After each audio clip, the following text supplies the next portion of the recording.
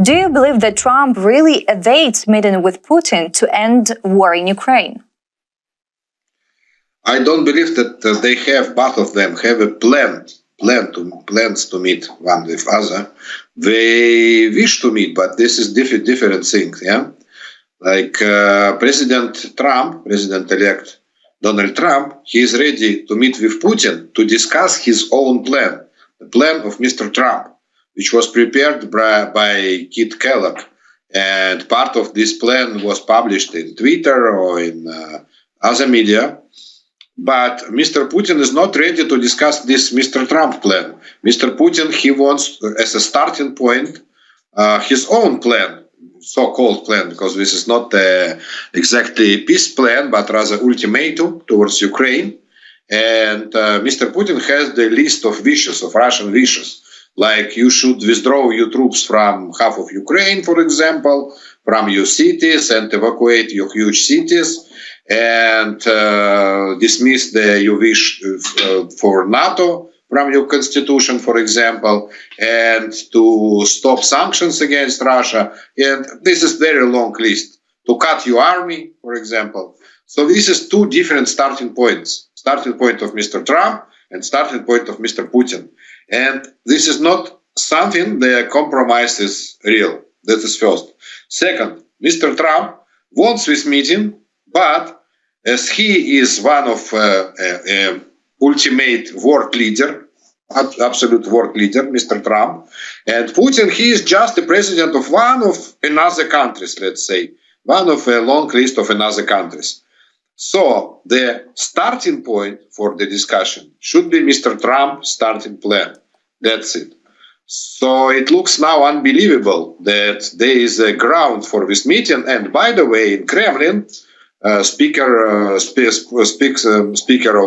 Putin, Mr. Peskov, he said that we don't see now any common ground for this meeting. We are ready to meet, but we don't see any common ground. And it is very difficult to find this common ground. So this meeting needs a lot of preparation by Mr. Trump's team, and especially by Kit Kellogg, the special envoy of Mr. Trump for Ukraine and Russia. Michael, yes, as you said, and as reported by Russian state agency TASS, Dmitry Peskov, Kremlin spokesperson, stated that there has been no real momentum so far in response to a question on whether a meeting could take place before Trump's inauguration, or if there are no specifics or conditions yet for in-person talks. Also about another meeting about Slovak Prime Minister Robert Fico. He visited Moscow to meet with Russian President terrorist Vladimir Putin, and President of Ukraine Volodymyr Zelensky reacted saying Russia is paid for such meetings with sovereignty or shadow schemes. Zelensky noted that neither Fico nor Putin disclosed the details of their meeting in Moscow. This is because they simply cannot say anything about what they discussed at the meeting. They are probably afraid of the public reaction. What's Fico's key goal with Russia now? How do you think? No, we're not afraid, because Mr. Fico, Prime Minister of Slovakia, he won an election with the ideas of being close friends with Russia and to continue business with Russia as usual. It was the ideas of Mr. Fico. And he's proud to meet with Mr. Putin. And he himself published some selfie with Mr. Putin in his social networks, Robert Fico. So for Robert Fico, it is still a big deal to meet with great leader, Mr. Putin. Before a full-scale war between Ukraine and Russia, meeting with Mr. Putin, it was really something which has a prestige for small countries like Slovakia. And a lot of world leaders of small countries, we used these meetings like to say, okay, you see, I'm in the same league like Mr. Putin. I could bring just the well-known example of Prime Minister of Israel, Benjamin Netanyahu, who used in his election campaign pictures of himself with Mr. Putin. And the motto was Benjamin Netanyahu is Premier League. So that meant that if Putin meets you, so you are from Premier League, and Mr. Putin is also from Premier League. But Robert Fico, he didn't pay attention that situation just changed, and the political field has changed, the geopolitical field. And now Mr. Putin is not one of world leaders, not the Premier League. Now Mr. Putin is, how to say that, he is one of rather losers, world losers league, not the world strongman league, and outcast. Oh, that's a good say. Good word is outcast. He's from outcast league, together with some Cuba, for example, leaders, or Nicaragua, or Equatorial Guinea. So this is the list of people who meets with Mr. Putin. And Russia, I heard that Mr. Zelensky said that it pays with sovereignty, but really Russia pays money for these meetings. For example, really they pay the money to world leaders to meet Mr. Putin. I mean to leaders of small countries, because they want to make the picture like, okay, the business as usual. Yeah, this meeting, just the meeting which was yesterday, had also some concrete goal, not only just for image and just for the picture, but concrete goal is to discuss supply of gas, of Russian natural gas, to Slovakia and to Europe.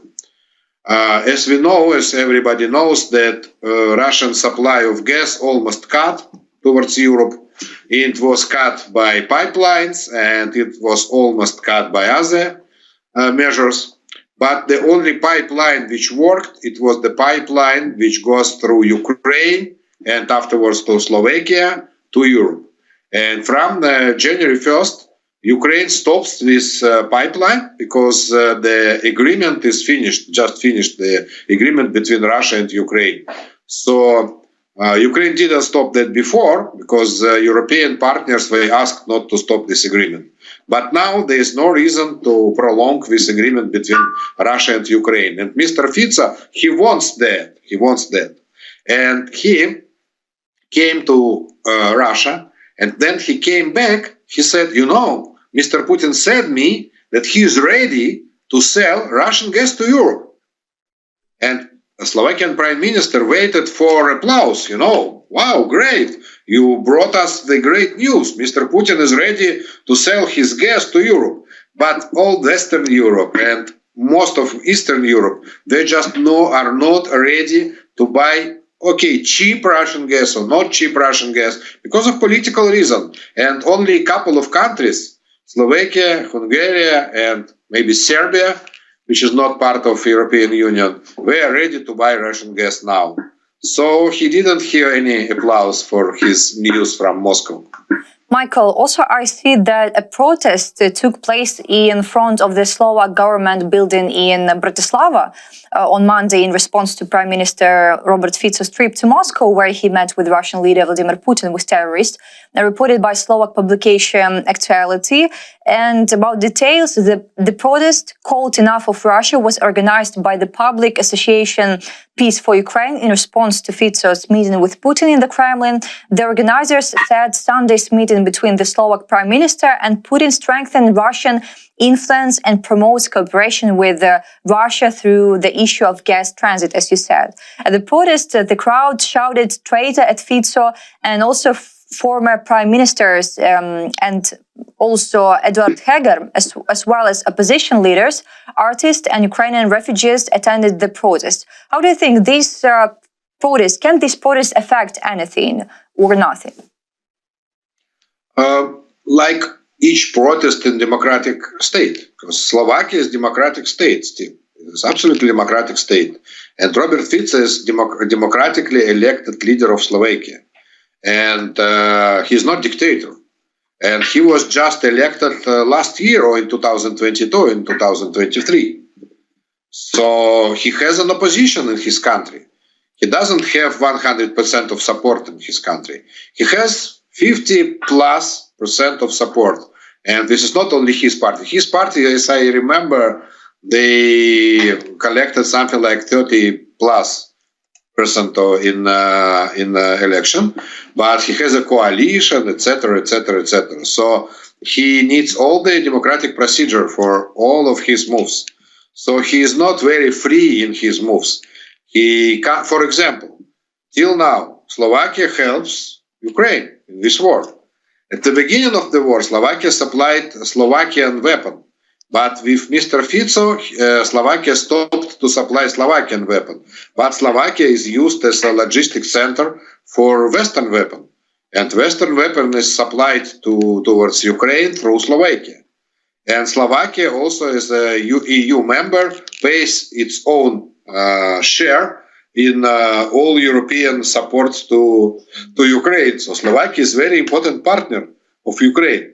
So each time then President Zelensky says anything about Mr. Fico, he also says, but it is not about Slovakian nation. It is only about Mr. Fico, one person.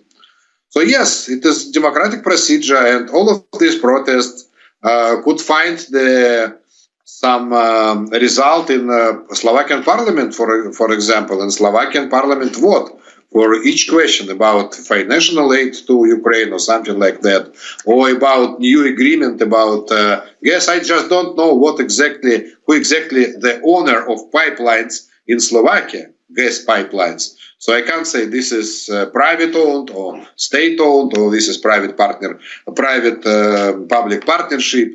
So I just can't say who should sign this new agreement with Russia.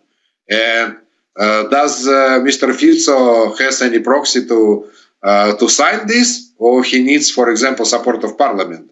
So yes, this protest could be part of parliamentary war against new agreement about gas with Russia. Michael, also the Belarusian dictator Alexander Lukashenko announced his upcoming meeting with Russian President Vladimir Putin and a visit to China, as he hosted a meeting on the development of mechanical engineering in Belarus. Belta has learned what might be the purpose of the visit, if we talk about Putin, Russia, and also if we talk about China. Putin, Russia, it is very easy because they meet once a month, approximately once a month. They have meetings. Mr. Putin and Mr. Lukashenko, they are two leaders of this outcast union. I mean, if Mr. Putin is the great political outcast in the world, okay, we could compare just with Iranian government. So Mr. Lukashenko is a small outcast, which is small partner of big outcast of Mr. Putin. So they have everything in common. They together started this war, because the full-scale war started not only from the Russian territory, but also from Belarusian territory. So Belarus is the participant of this war. And till now, Russians, they use Belarus territory for production of weapons, for production of shells, and we use Belarusian hospitals for their casualties, and they use a lot. And in Belarus, they manufacture some uniform for Russian units, for Russian military units. So Mr. Lukashenko, he is absolutely partner of Mr. Putin in this war. So we have really a lot to discuss each month. Regarding the visit to China, it is absolutely another story. Before full-scale war started, Belarus was very important partner of China, very important partner. It was probably the closest partner of China in Europe. They used Belarusian territory as a logistic hub for all the goods they supplied to Europe by train, not by sea, because Belarus, they don't have any sea, they are landlocked, but the train way towards Europe was crossed all the Belarus. And in Belarus, Chinese organization and Chinese government, they opened the biggest manufacturing hub, which is called the Big Stone or something like that. This is around Minsk. And we have thousands of companies, Chinese companies, who produces their goods for Europe. and they brought there hundreds of thousands of Chinese workers. So Belarus was a huge partner. Now Belarus is also important partner for China, but not so big because of these problems of war, and this logistic became to be very expensive and very complicated, the logistic through Belarus. But still now, Chinese government, they use Belarusian territory as a hub of Chinese goods and Chinese manufacturing towards the European Union. So they have a lot of business relationship and an economical relationship. And I believe that China is the second biggest partner of Belarus after Russia. Michael, I also remember that Dmitry Medvedev, former president of Russia and deputy chairman of Russia's Security Council, met with Chinese President Xi Jinping in Beijing on 12th of December. During the talks, the Russian delegation once again voiced its ultimatum demands to Ukraine, with China providing a platform for their dissemination and also under the guise of advocating for peace. How do you think in this situation, can Lukashenko convey something from Putin and give something to Xi Jinping, for example, from Putin? No, it doesn't look like, because Mr. Lukashenko is too small figure in politics, and I believe that for very important questions, Putin can fly himself to Mr. Xi, and for less important question, he could send his employees or just call to Mr. Xi or to his assistants. No, Mr. Lukashenko, he has his own program, and he has his own, his own interest in China. We are rather competitors in China. I mean, Putin and Lukashenko, who are partners in this war against Ukraine, but we are competitors inside China, because China could choose to produce goods inside Russia or to produce the goods inside Belarus, to choose to send the goods to Europe through Russian harbors or through Belarusian railways. Sorry. So they are competitors, economical competitors in this case. Michael, we heard interesting thing by NATO Secretary General Mark Rutte. He has said that sometimes the harsh criticism of German Chancellor Olaf Scholz by Ukrainian President Volodymyr Zelensky is unjustified. Rutte believes that what Scholz has done for Ukraine is impressive. And he said, I have often told Zelensky that he should stop criticizing Olaf Scholz because I think it is unfair. Rutte said in an interview with the German news agency DPA, excerpted by Spiegel. Do you agree with these thoughts about Scholz?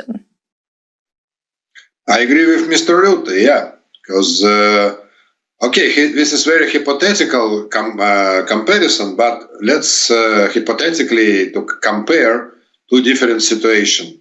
On February 24th, then Russia started its full-scale aggression against Ukraine. In reality, we had Mr. Scholz as a Chancellor of Germany. But in theory, if we had Angela Merkel as a Chancellor of Germany, would we get more help or less help? I believe that less help. I believe that Angela Merkel, during all of her presidency, this is not presidency, cancellarity, something like that, yeah, she helped Ukraine less than Mr. Scholz. So obviously we have, and we also were very doubtful about Germany. When the war just started, we were doubtful if Germany will support help towards Ukraine, if Germany will support the sanctions against Russia, because Germany lost more than any other country in the world. From economic point of view, Germany, from these sanctions, after Russia, Russia lost more than any other country, but on the second place is Germany, who, after these sanctions, stopped a lot of business relationship with Russia, and a lot of supply chain just changed, and a lot of energy doesn't go to Germany from Russia. So Germany is really the closest friend now and closest ally of Ukraine, together with US, UK, Scandinavia, etc. But without German support, we couldn't get the European Union support. Because obviously Germany and France, they are two leaders of European Union. And Germany and France also support, and Italy, they started the process of joining Ukraine, joining European Union. This is also thanks to Mr. Scholz. And also, I don't believe that this criticism from Mr. Zelensky, I believe that this criticism is part of his job, of Mr. Zelensky's job, to criticize Western leaders for not enough support and for not enough supply of weapons, for example. Yeah, this is part of his job, and this is part of his tactic and strategy, and it somehow works.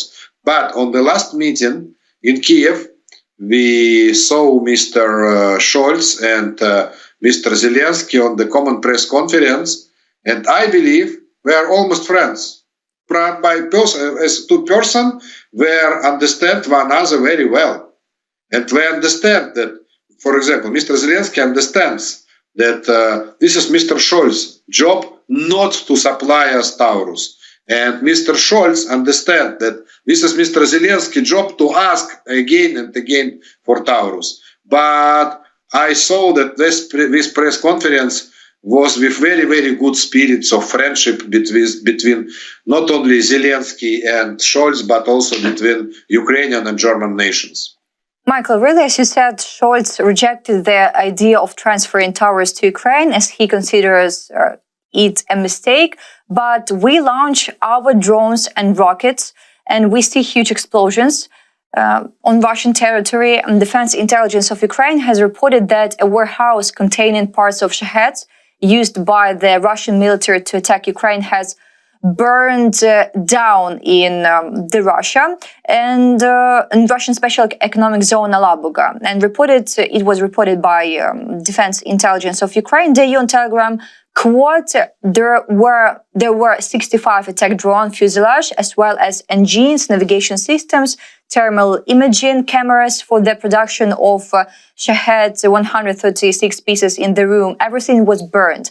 What the consequences would be, on your opinion? And if we talk not only about this situation, about these huge explosions, but also in general. No, all of this huge explosion, this is only about 400 Shaheds, 400 units of Russian Iranian drones. And they produce, in average, 100 per day. So this was the production of 4 days, just 4 days. So it doesn't mean that, okay, we saved our special forces, we saved some dozen of Ukrainian lives, who hypothetically were killed by these drones. But it doesn't change the way of war we have.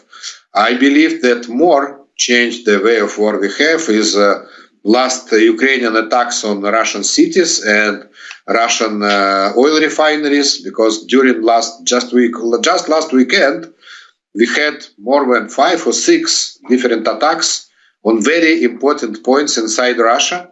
It was the biggest oil refinery in the region, in the border of Ukraine region, in Rostov. And this oil refinery just stopped working, absolutely stopped working. And exactly this refinery supplied Russian army and Russian tanks. So now we have long logistics because we should buy these from faraway refineries. Another explosion was in chemical manufacturing, which manufactures some parts for Russian missiles also.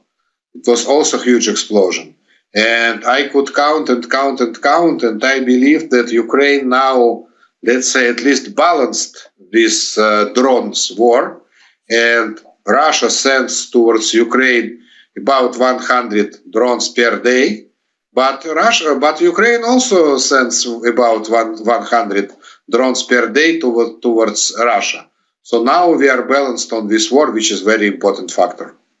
Michael, thank you for this conversation. As always, it was very interesting. Michael Sheitelman, a political strategist. Your dog is barking. Agree with us. Michael Sheitelman, a political strategist based in Kyiv, was with us today. We wish our audience all the best and see you.